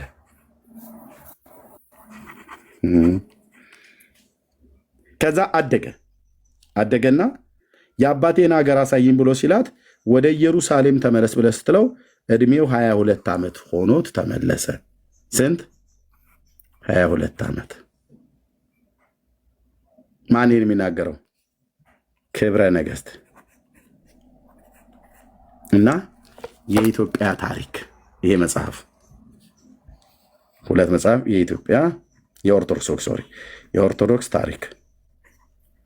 እድሜው ስንት ይሆናል? 22። ገድለ ለአልባን ድርሳነ ጽዮን ላይ ደግሞ ድርሳነ ጽዮን ደግሞ ምን ይናገራል? በ25 ዓመቱ ነው ወደ ኢየሩሳሌም ሄደው ይላል። በ25 ዓመቱ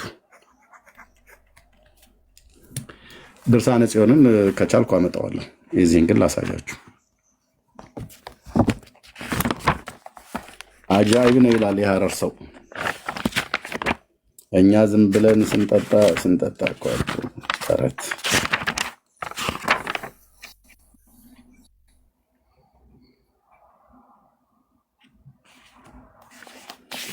ኦኬ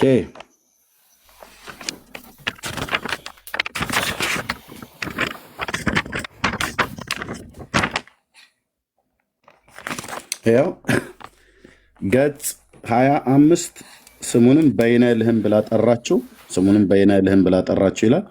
ከዚያስ ይህ ልጅ ልህመን ግን ግርማ ሞገስ ነበረው፣ ግዝፈቱ፣ አካሉ፣ አካሄዱ ሁሉ ንጉሱ ሰለሞን ይመስል ነበር ይላል ቁጥር 9 ላይ። ከዛ 22 ዓመት ሲሞላው ማለት ሲሆነው ውጊያንም ፈረስንም ግልቢያንም አደንንና ንግስቲቱን የአባቴንም ፊት አይ ዘንድ እሄዳለሁ፣ በእስራኤልም አምላክ በእግዚአብሔር ፍቃድ ወደዚህ እመለሳለሁ አላት። አባቴን ላይ ይሄዳለሁ ብሎ ያለው መቼ ነው ማለት ነው? 22 ዓመት ሲሞላው። ይህንን የአዲስ አበባ ዩኒቨርሲቲ ነው የጻፈው። የኢትዮጵያ ኦርቶዶክስ ቤተክርስቲያን ትጠቀምበታለች። ከዚህ ጋራ የኢትዮጵያ ኦርቶዶክስ ቤተክርስቲያን ታሪክም ይስማማል። በስንት ዓመቱ ወደ ኢየሩሳሌም ሄዳ ትላለች? ሶሎሞን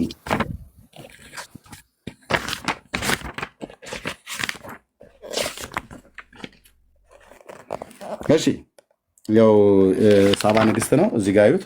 ንግስት ሳባ በተጻፈው ታሪኳ ውስጥ የኢትዮጵያ ኦርቶዶክስ በጻፈችው ላይ ሳነብ እዚህ ገጽ 9 ላይ እዚህ የመጀመሪያው ክፍል እንደዚህ ይላል። ቀዳማዊ ሚኒሊክ በተወለደ በ22 ዓመቱ አባቱ ሰለሞንን ለመገናኘት ወደ ኢየሩሳሌም ሄደ ይላል። ከዚህ ታሪክ ጋር ይስማማል ማለት ነው። ድርሳነ ጽዮን የሚባል መጽሐፍ አለ። እሱን ላምጣው። ካመናችሁ በቃሌ ልንገራችሁ፣ በአብርሃም አምላክ ፊት አልዋሽም። ድርሳነ ጽዮን በ25 ዓመቱ ወደ ኢየሩሳሌም ሄደ ይላል። ክብረ ነገሥትና ይሄኛው ታሪክ ደግሞ በ22 ዓመቱ ሄደ ይላል። የስንት ዓመት ልዩነት አለው? የ3 ዓመት። ኤርምያስ ምን ያደርግልሃል? አሁን ይህንን ጎርጉረህ ማግኘት። እሺ ላምጣው። ሻናምንም አለ አንዱ ላምጣው። ለአንተ ስል ብቻ አመጣዋለሁ። ብራዘር ትጠላለህ አልኩ። መረጃ እዚህ ቤት ድርሳነ ጽዮን ላይ ይናገራል 25 ብሎ ባይዞ ይሄን ታሪክ ገድለ ላሊበላም ላይ እዚህ ክፍል ላይ ይናገራል። የሰለሞን ስራው መንግስት ማለት ነው። ዴቱ ጋር መሰለህ።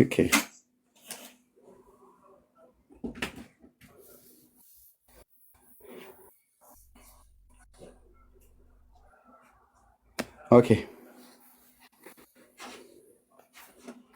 ገጽ 100 ድርሳነ ጽዮን ማማ ጽሁፉ ማነው? ከለሩ የውሃ ሰማያዊ አይነት ነገር የሚመስል ጽሁፉ ፌድ አድርጓል ከውጭ ያለው ገጽ 155 እኔ አለመረጃ ሳወራ በጣም ነው የሚደብረኝ። ኦኬ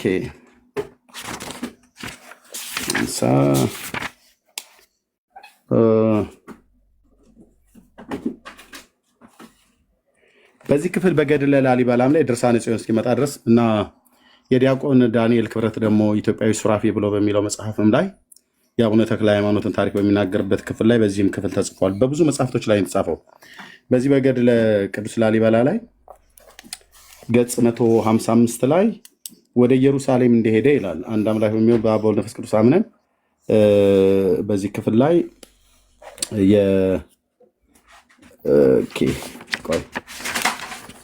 አገኘሽው ማማ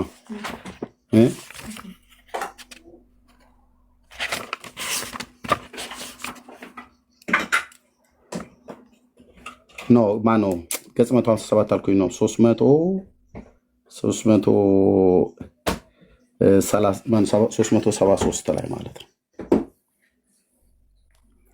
ይትባረክ የሚባለው ከሰለሞን መንግስት የሚቀደስ 373ኛው ጻፍ ላይ 373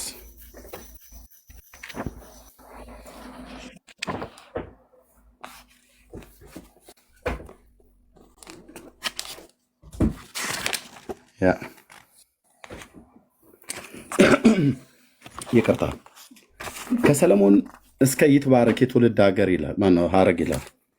እነሆ ንጉሱ ሰለሞን ከቅዱስ ላሊበላ ድረስ ያለውን የትውልድ መጽሐፍ እንጽፋለን። ሰለሞን ንግስተ አዜብ ወይ ደግሞ አዜብ ብሎ የሚለው የግዕዝ ቃል ነው። ለምን እንደተጠቀሙት እዚህ ጋር ንግስተ አዜብ ደቡብ ማለት ነው። ኦኬ ሳባ እብነ ሐኪም ወይ ደግሞ በይነልህም የተባለው ማለት ነው። እርሱም ሚኒሊክን ወለደ። ሚኒሊክ ተማይን ወለደ። ተማይም ተሚን ወለደ። ዝግዱርን ወለደን እያለ የዘር ሐረጋቸውን ለማስቀመጥ ይሞክራል። ግን እውነት ለመናገር ፈጽሞ የተሳሳተ ታሪክ ነው። የሚያወራ ሰው ካለ በሌላ ቀን ይምጣ ከኔ ጋር በዚህ ታሪክ ላይ በደንብ አወራለሁ ብሎ የሚል ካለ ድርሳነ ጽዮን መጽሐፍት ማማ ፌድ አድርጓል። እዚህ ከበሩ ስታዩ ከላይ እዚህ ጋር ድርሳነ ጽዮን አይልም፣ ፌድ አድርጓል።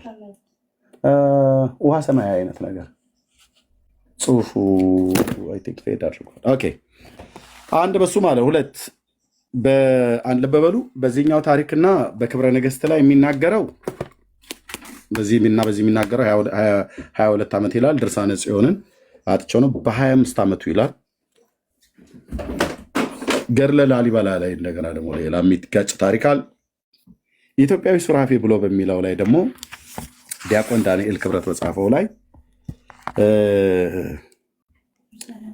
ድርሳነ ጽዮን ከውስጥ ገልጭ ውስጥ ላይ ተገለጽ እዚህ ጋር የሰለሞንን ስርወ መንግስት መመለስ ብሎ በሚል ማለት ነው። የሰለሞንን ስርወ መንግስት ማለት የሰሎሞንን ኪንግደም ንጉስ ዘእልመክኑን የሚባል የዛጎዌ ዳይናስቲ የዛጎዌ ስርወ መንግስት ማለት ነው። በላስታና በላሊበላ አካባቢ ላይ የነበረ ንግስና ነው። የአገው ብሔረሰቦች ናቸው። ማነው የአገው ብሔር ነው ተወላጁ ንጉስ ዘእልመክኑን የሚባል እና አቡነ ተክለ ሃይማኖት የሸዋው የደብረ ሊባኖሱ ማለት ነው። የይኩኖ አምላክን ንግስና ማነው የሰለሞንን ዳይናስቲ ወደ ሸዋ ለመመለስ የይኩኖ አምላክን በመርዳት ለጦርነት ሄዶ የአገው ብሔር ተወላጅ የነበረውን ንጉስ ዘእልመክኑንን አስገድሎ መንግስትን ወደ ሸዋ የመለሰበትን ታሪክ በዚህ ክፍል ላይ ታገኙታላችሁ ማለት ነው። የት ገጽ 37 ላይ ብቻ ማንበብ ነው። ገጽ 37 ላይ ደስታ ነበው ይኩኖ አምላክ ወደ ስልጣን መመለስ ይላል። በዚህ ክፍል ላይ እንግዲህ ሰፊ ታሪክ ነው የጠቀሳቸው አለ ዲያቆን ዳንኤል ክብረት እና ጦርነቱ እንዴት እንደሆነ ገድለ ተክለ ሃይማኖት አለ፣ ገድለ ላሊበላ አለ፣ ድርሳነ ጽዮን አለ። ማንበብ ብቻ ነው ራዘር ታዩ በቃ ማመካታሹ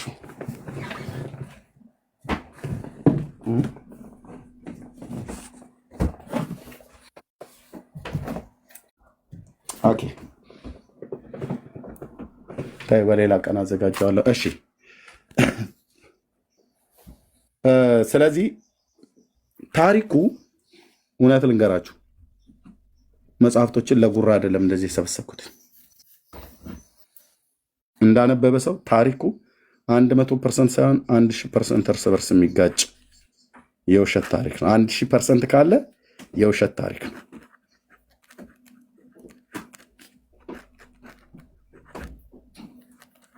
ኤርሚ ደከመኝ ስላለ ከዚህ በላይ ማለት መሄድ አልፈልግም።